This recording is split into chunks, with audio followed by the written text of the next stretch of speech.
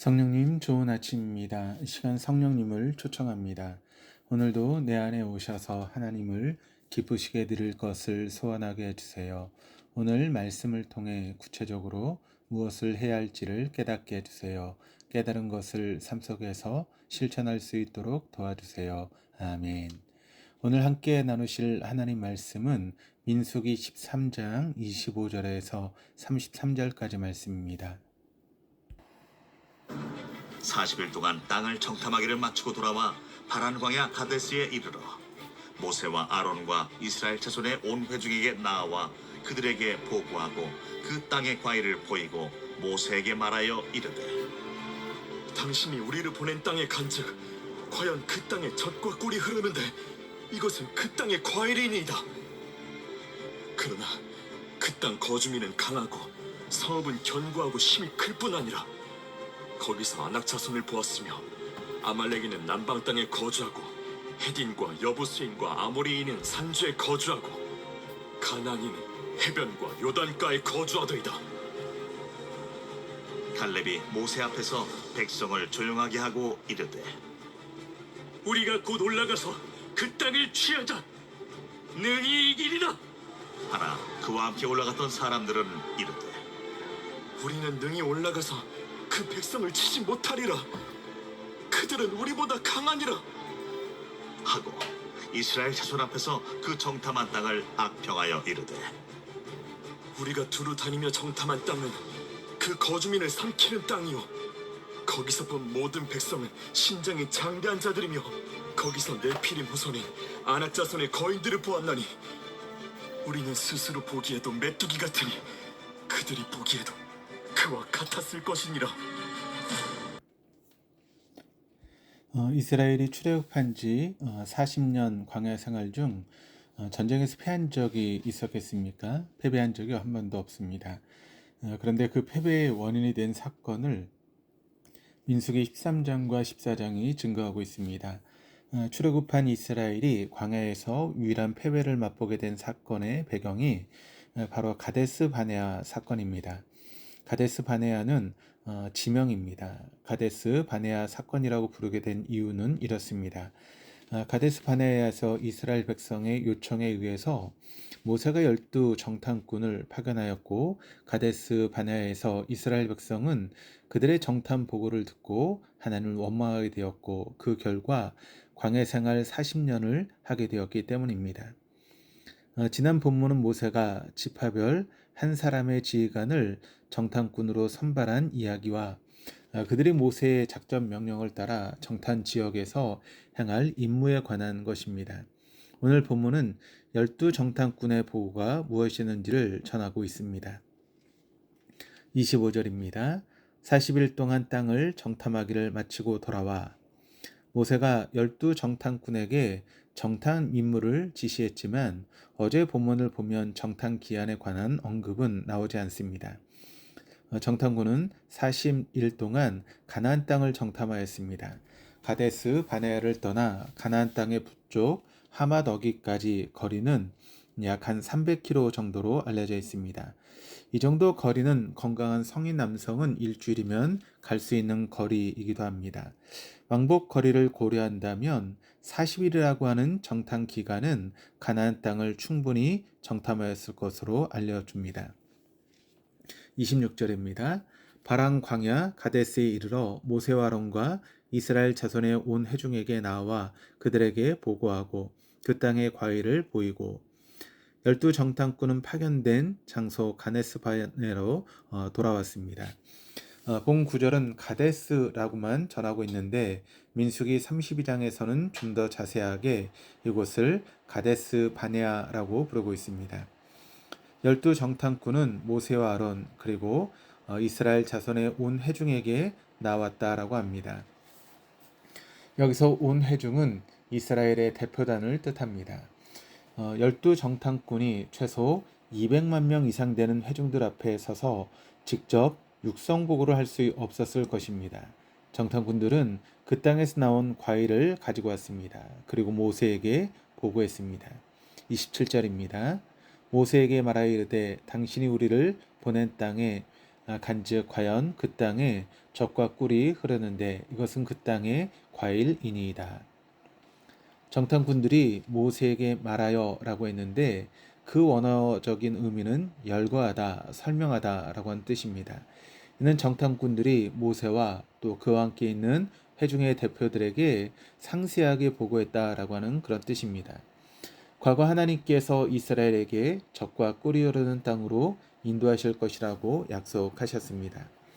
그 땅에 젖과 꿀이 흐른다라고 하는 표현은 비유적으로 해석하여 가나안이 좋은 땅임을 의미합니다. 이스라엘이 애굽의 고센 땅에서 목축업을 할 때나 광야에서 만나와 메추라기를 먹었을 때와는 달리 풍요롭고 안전한 정착 생활이 더 나은 삶을 영위할 수 있는 그런 환경이었습니다. 정탐꾼들은 가나안 땅을 정탐하면서 그 땅에 젖과 꿀이 흐른다라고 하는 하나님 말씀이 사실임을 확인하였습니다.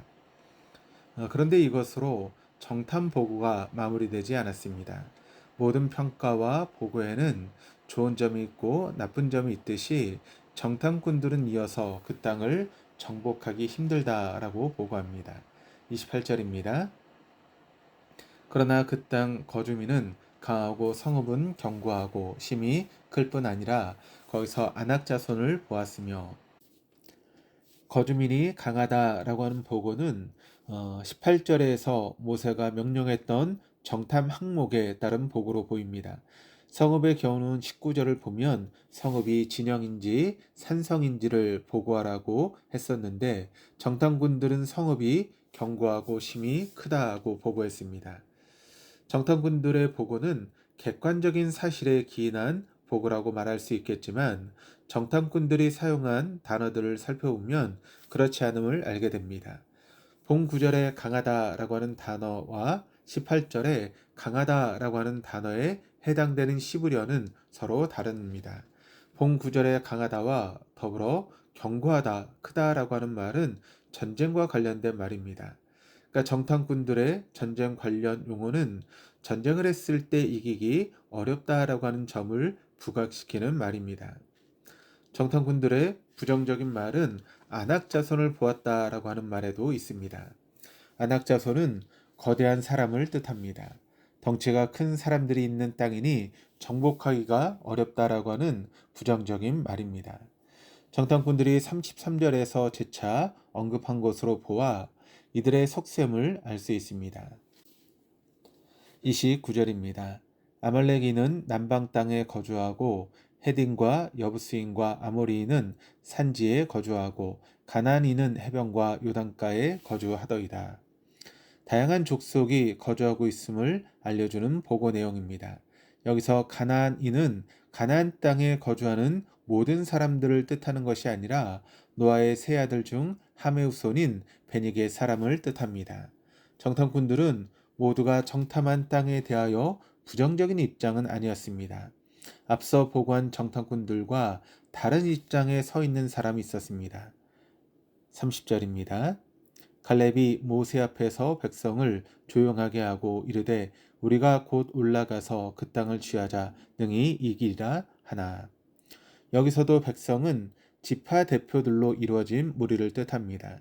갈렙이 그들을 조용하게 했다라고 하는 것은 백성이 앞선 보고를 듣고 그들의 마음이 요동했음을 뜻합니다. 이들 역시 앞선 정탐꾼들의 마음처럼 하나님의 약속보다는 현실적 어려움에만 마음이 가 있었습니다. 하지만 갈렙은 하나님의 약속을 믿었습니다. 갈렙은 하나님의 약속을 신뢰하였기에 우리가 곧 올라가서 그 땅을 취하자 능히 이기리라 라고 말합니다. 취하자 라고 하는 것은 점령하자 라고 하는 뜻입니다. 단순히 취하는 것이 아니라 전쟁을 통해 점령하자 라고 하는 말입니다. 전쟁을 하면 능히 이기리라 라고 합니다. 능히 이기리라로 번역된 원문을 보면 이것은 이긴다 라고 하는 뜻입니다. 이긴다를 2번 반복한 것은 반드시 이긴다 라고 하는 것을 강조하는 의미입니다. 그런데 갈렙의 우리는 이긴다 점령하러 가자라고 하는 말에 반론을 제기한 사람들이 있었습니다. 그들은 갈렙의 말을 듣던 지파 대표들이 아니라 갈렙과 함께 정탐을 갔었던 사람들이었습니다. 31절입니다. 그와 함께 올라갔던 사람들은 이르되 우리는 능히 올라가서 그 백성을 치지 못하리라. 그들은 우리보다 강하니라 하고, 갈렙과 함께 올라갔던 정탐꾼들은 가나안 땅의 백성을 이길 수 없다라고 말합니다. 그 이유는 그들이 우리보다 강하기 때문이다라고 합니다. 이스라엘 백성의 대표들과 마찬가지로 그 정탐꾼들은 하나님의 약속보다 현실적인 환경에만 집중한 것입니다. 객관적인 전력은 가나안 족속들이 높을 수 있습니다. 하지만 전쟁에서는 누구와 함께하느냐가 더 중요합니다. 오늘날 전쟁을 보더라도 누가 무기를 지원하느냐, 누가 함께하느냐에 따라서 전사가 달라집니다. 하나님의 강함보다 가나안 족속들의 강함이 크겠습니까? 갈렙과 함께 올라갔던 정탐꾼들은 악평을 이어갔습니다. 32절입니다. 이스라엘 자손 앞에서 그 정탐한 땅을 악평하여 이르되 우리가 두루 다니며 정탐한 땅은 그 거주민을 삼키는 땅이요 거기서 본 모든 백성은 신장이 장대한 자들이며. 악평하다는 말은 사실과 다르게 악의적인 의도를 가지고 평가한다라고 하는 뜻입니다. 이들은 교묘하게 사실을 왜곡하고 있습니다. 적과 꿀이 흐르는 땅이라고 말했던 이들은 땅 자체가 나쁘다고 말할 수 없으니 이스라엘이 가나안 땅에 거주하더라도 번영을 누릴 수 없음을 강조하며 악평하고 있습니다. 거주민을 삼키는 땅이란 척박한 땅을 의미하지 않습니다. 이 말의 의미는 좋은 땅이기에 많은 나라들이 노리는 땅이다라고 하는 것입니다. 지정학적 이유로 우리나라가 외세의 침입을 많이 받은 것과 같습니다. 좋은 땅은 오히려 침략을 받을 가능성이 높은 땅입니다. 정탐꾼들의 그 거주민을 삼키는 땅이라고 하는 말 역시 틀린 말은 아니지만 이들이 간과하고 있는 것은 하나님의 강함입니다. 강하신 하나님께서 이스라엘과 함께 하신다면 그 땅을 차지하더라도 누구의 침략을 받겠습니까? 정탐꾼들의 악의적인 평가는 그 땅 거주민을 언급하며 이어졌습니다. 그들은 재차 아낙 자손을 언급하며 정복 불가능성을 주장하고 있습니다. 33절입니다. 거기서 네피림의 후손인 아낙 자손의 거인들을 보았나니 우리는 스스로 보기에도 메뚜기 같으니 그들이 보기에도 그와 같았을 것이니라. 정탐꾼의 교묘한 왜곡 보도입니다. 그들이 거인들을 보았을 것입니다. 이스라엘 후대 역사에 다윗이 거인 골리앗을 이긴 사건에도 알 수 있듯이 가나안 땅에는 거대한 사람들이 있었습니다. 하지만 모든 사람이 장대하지는 않았습니다. 특정한 예를 일반화함으로써 사실을 왜곡한 것입니다. 정탐꾼들은 거대한 사람들에 비해 자신들을 스스로 메뚜기에 비유함으로 하나님의 강함을 부정하고 말았습니다. 우리는 성경 말씀을 통해 하나님의 약속을 받았습니다. 하지만 하나님의 약속보다 세상에 안악자손만 보이지는 않습니까?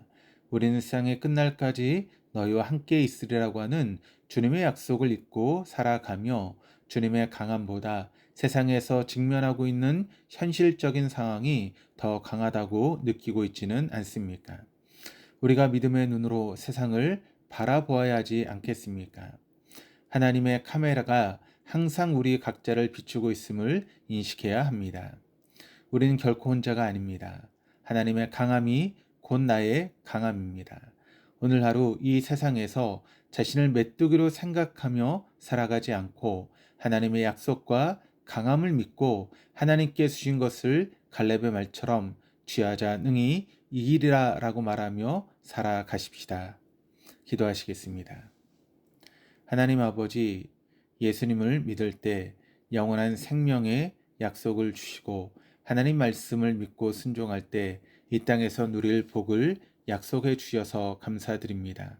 어떠한 상황 속에서도 하나님 약속을 흔들림 없이 신뢰하게 하시었고 아낙 자손처럼 오늘날 저희가 볼 때 큰 사람들이 있습니다.